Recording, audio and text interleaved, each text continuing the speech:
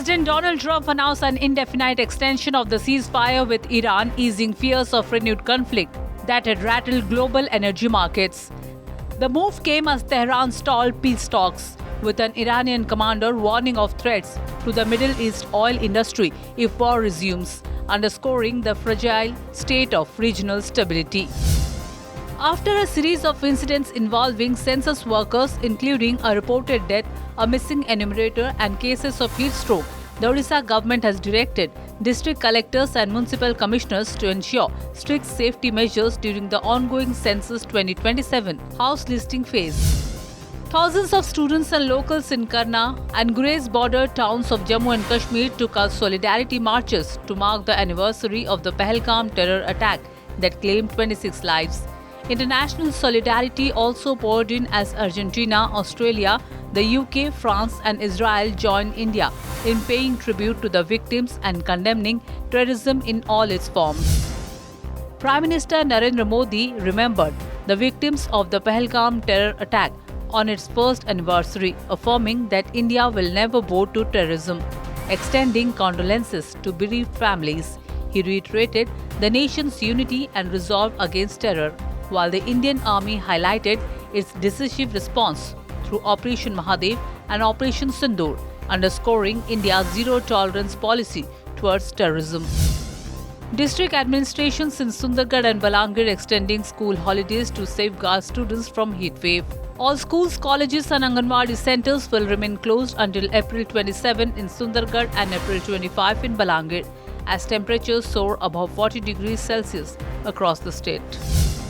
The portals of Kedarnath Dham were opened amid Vedic chants and floral decorations, marking the start of the annual pilgrimage season.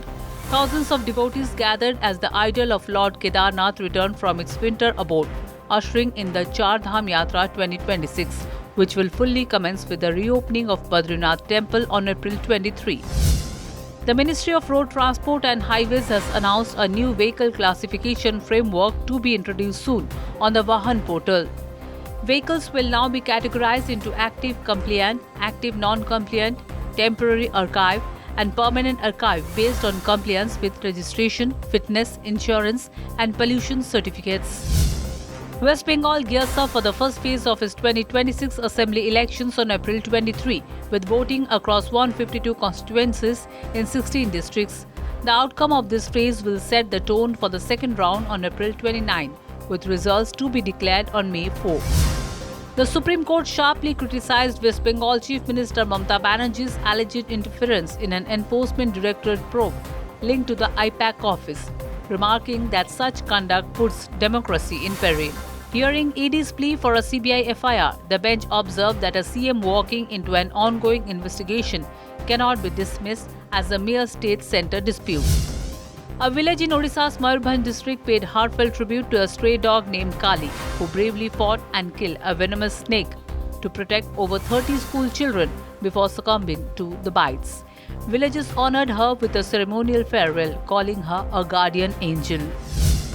The Archaeological Survey of India ASI has confirmed that sand extraction from the sanctum sanctorum of the historic Konark Sun Temple will begin soon, using an advanced robotic trolley system to ensure precision and safety.